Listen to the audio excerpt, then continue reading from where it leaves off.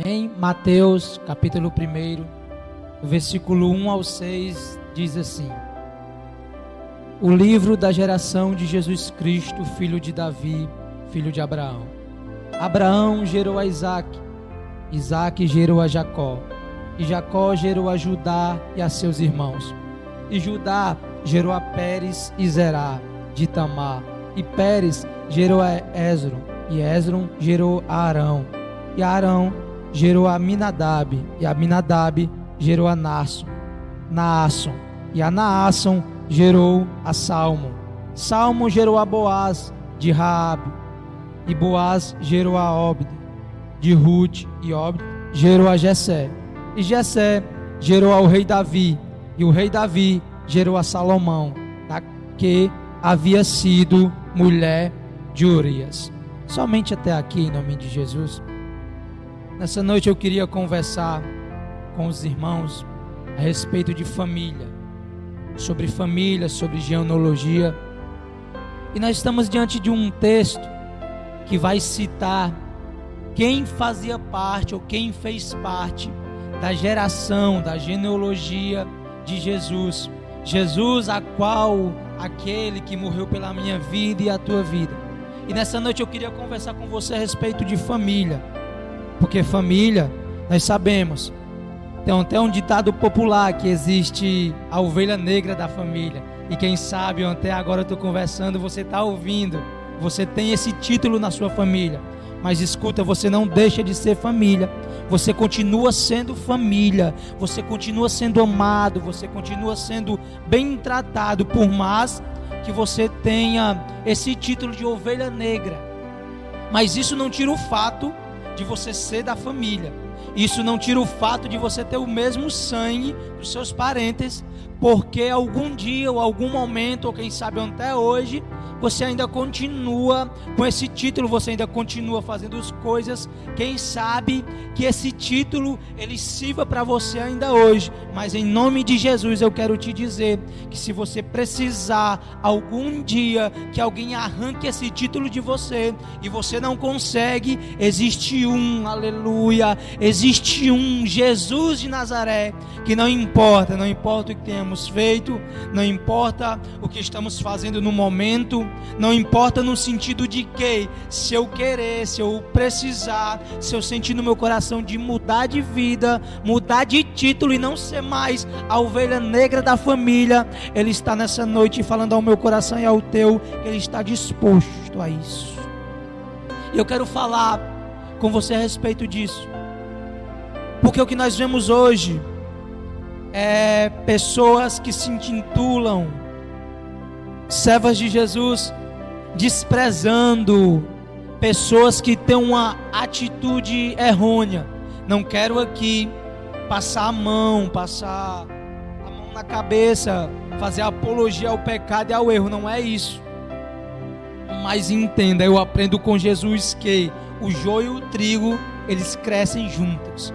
O joio e o trigo eu não tenho direito de arrancá-lo. Uma certa vez, Jesus e os discípulos conversando, os discípulos se iram porque viram o joio no meio do trigo. Chegam a Jesus e falam: Jesus, podemos arrancar o joio? Jesus vai olhar para eles e vai dizer: não, deixa que cresçam junto, porque se você arrancar o joio nesse momento, no momento do crescimento, o trigo ele pode vir junto. O que eu estou querendo dizer nessa noite é que, para mim que sirva Jesus, para você que está aí, quem sabe até pastoreia uma igreja, talvez você vê alguém rebelde, alguém que está errando, continua errando, e você quer afastar ele da igreja, você quer afastar ele da sua família, da família de Cristo. Mas Jesus nessa noite fala para o meu coração e para o teu: deixa que quem arranca no dia da seara é ele, deixa que quem arranca o joio é ele. O meu papel e o teu papel é apenas plantar, é apenas semear.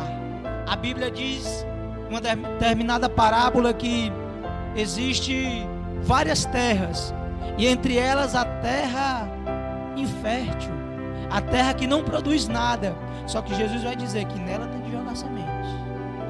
Nela você tem que jogar semente. Nela eu tenho que jogar semente. Ou seja, a família que tem alguém que faz coisas erradas, uma família que tem alguém que ainda não se encaixou com a família de Jesus Cristo, melhor dizendo, com os parâmetros, com aquilo que Jesus pede, eu e você não devemos excluir essa pessoa. Eu e você, pelo contrário, devemos plantar, devemos semear, porque um dia, aleluia, não é pela minha vontade nem pela tua, mas é pelo poder do Espírito Santo, essa pessoa vai mudar de vida. Através de você, essa pessoa vai conhecer a Cristo Jesus. Por que eu estou falando isso? Porque o texto que eu acabei de ler vai citar uma genealogia, vai citar uma descendência. E olha que interessante, nessa descendência existe dois nomes aqui que eu queria meditar com você essa noite. Existe uma chamada Raabe, e ela na Bíblia é conhecida como prostituta. Olha só, uma prostituta na genealogia de Jesus, ou seja, na família do rei, na família daquele que tem todo o poder. Jesus, ele não faz acepção de pessoas, Jesus, ele faz acepção de atitudes. E quem sabe nessa noite você, como eu falei no começo, é a ovelha negra da família, mas você quer mudar de vida essa noite, você quer mudar a sua história essa noite, você quer mudar as suas atitudes nessa noite. Jesus está dizendo: olha trigo, olha joio, hoje você vai deixar de ser joio e vai virar trigo, desde que você sinta o meu Espírito, desde que você escute a minha voz, desde que você queira que o seu nome esteja na genealogia de Jesus Cristo. O que eu estou querendo passar aqui para você nessa noite é que existe uma família a qual Jesus Cristo, ele separou. Existe um povo separado, um povo escolhido, um povo eleito, não pelo homem, mas por Deus, por Jesus, porque um dia ele se entregou por amor da minha vida e da tua vida. Um dia ele não olhou porque eu estava fazendo no momento, mas ele conhece o meu coração, ele conhecia o que eu estava sentindo, e um dia o Espírito Santo dele se apoderou da minha vida e eu decidi mudar de vida. E quem sabe nessa noite você tem a fama de ser a ovelha negra da família, você tem a fama de não prestar, de não servir. Quem sabe você tem até a fama de ser prostituta ou prostituta. Mas nessa noite Jesus está falando para o meu coração e para o teu. Ele quer escrever o seu nome na família dele. Ele quer escrever o seu nome no livro que ele um dia vai chamar nome por nome. O que eu quero frisar nessa noite é que as minhas atitudes hoje talvez até estão me distanciando de Deus, mas Deus, o amor dele ainda está aqui. E nessa noite ele preparou esse momento apenas para te dizer que ele quer que o seu nome também esteja na genealogia dele. Mas para isso eu preciso entender que eu tenho que mudar de atitudes, que eu tenho que mudar de vida, que eu tenho que parar de ser o que eu sou e eu começar a ser aquilo que Jesus quer que eu seja. Entenda, existe, como eu falei, dois nomes aqui nessa genealogia até o versículo 6, Raabe, e existe no versículo 6, Mateus vai dizer que Jessé gerou ao rei Davi, e o rei Davi gerou a Salomão. Só que existe um detalhe aqui. A Bíblia, ela é categórica em dizer que quando Davi gera um filho que dá o nome Salomão, era mulher de outro homem. O versículo que eu acabei de ler, o versículo 6, vai dizer que Davi teve um filho com a mulher de Urias. O que eu estou querendo passar nessa noite é que muitas das vezes você e eu erramos, você e eu desagradamos a Deus. Só que guarde isso no seu coração: você é um escolhido. Eu vou repetir para gravar no seu espírito: você é um escolhido, e escolhido também erra, e escolhido também falha. Escolhido muitas das vezes desagrada a Deus, mas é escolhido. E eu quero dizer nessa noite que você é escolhido. Por mais que você tenha desagradado a Deus, por mais que você tenha até hoje é a ovelha negra da família, você é escolhido. Basta que você caia em si e queira mudar de atitude. Entenda, Davi teve um filho com a mulher de outro homem. Deus, ele não escondeu o erro de Davi. Deus, ele deixa bem claro aqui no capítulo 1 de Mateus, que Davi teve um filho e deu o nome de Salomão. Deus, ele não quer esconder o meu erro e o teu erro. Deus, ele quer apagar o meu erro e o teu erro. Deus, ele quer apagar o meu passado e o teu passado, para construir um novo, aleluia, um grandioso, que ele mesmo já tem escrito. Mas como eu falei aqui, muitas das vezes nós desagradamos a Deus, nós erramos contra Deus. Só que nessa noite o Espírito Santo me incomoda a dizer que você é um escolhido, e escolhidos também erram. Só que quando errar, não fica no erro, tenta mudar de atitude, porque entenda, você é um escolhido.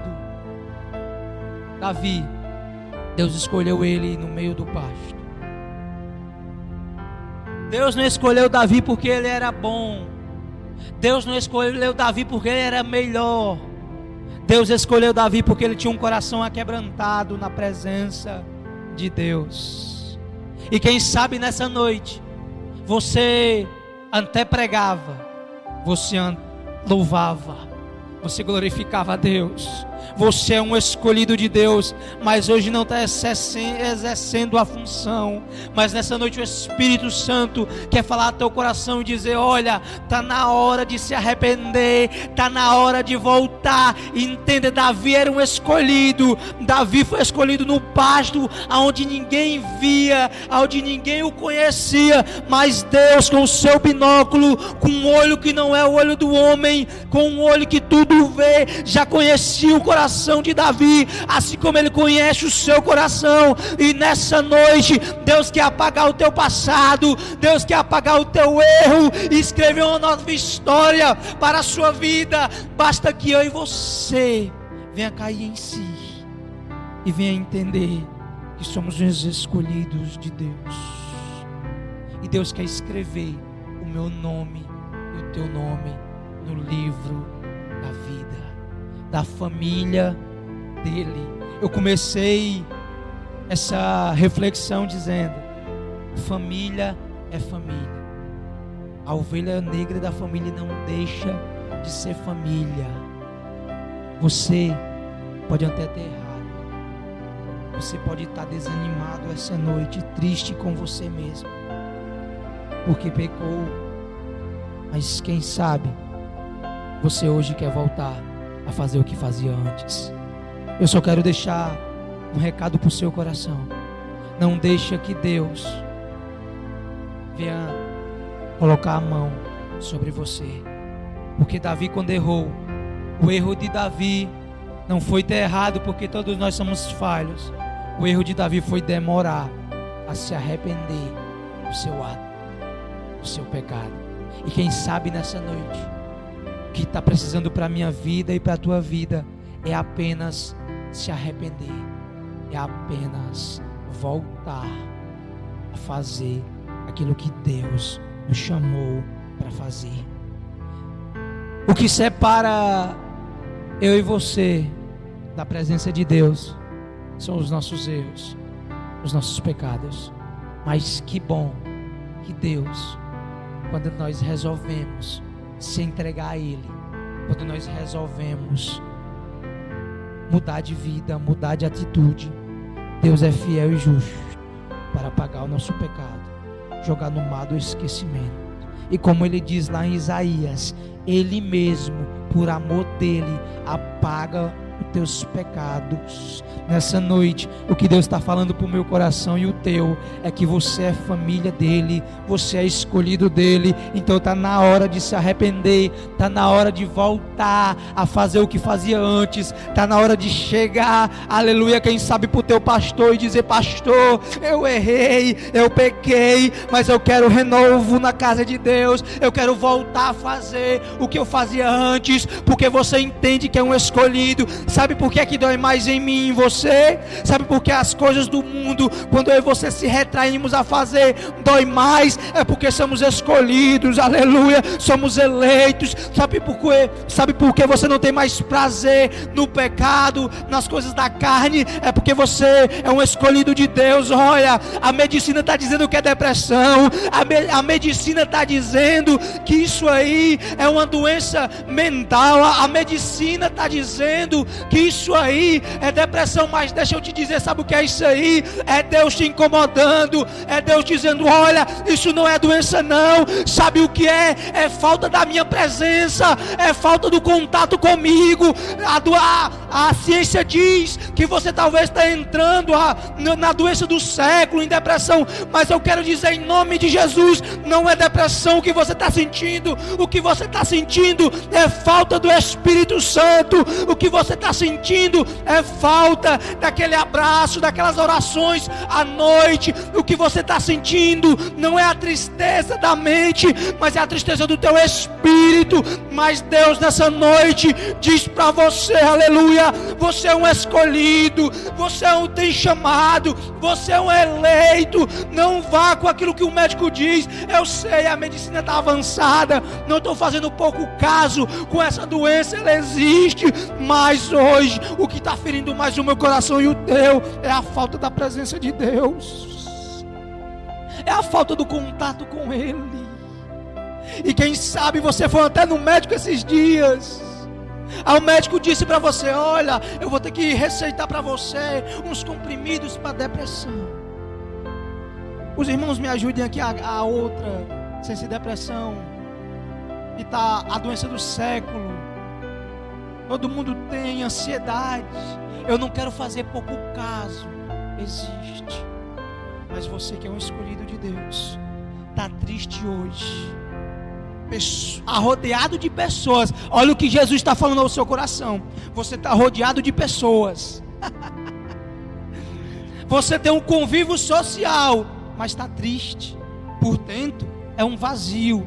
Em nome de Jesus, isso não é depressão, isso não é ansiedade, isso é porque você é um escolhido de Deus, e Deus está tratando você. Deus está dizendo: olha, pode até tomar os comprimidos, mas o que vai sarar o teu espírito é a minha presença.